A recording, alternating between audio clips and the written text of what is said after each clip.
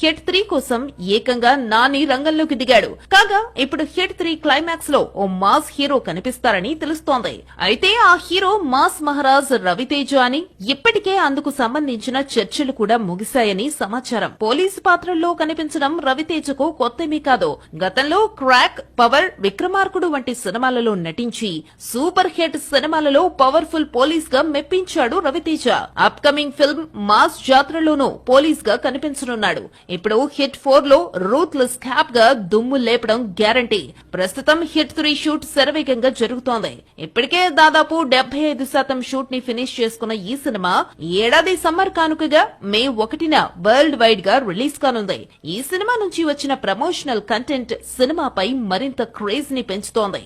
అయితే రవితేజ నటించనున్న విషయం cinema release టైంలోనే ప్రకటిస్తారా లేదా ముందుగానే వెల్లడిస్తారా అనేది మేకర్స్ నుండి క్లారిటీ రావాల్సి ఉంది.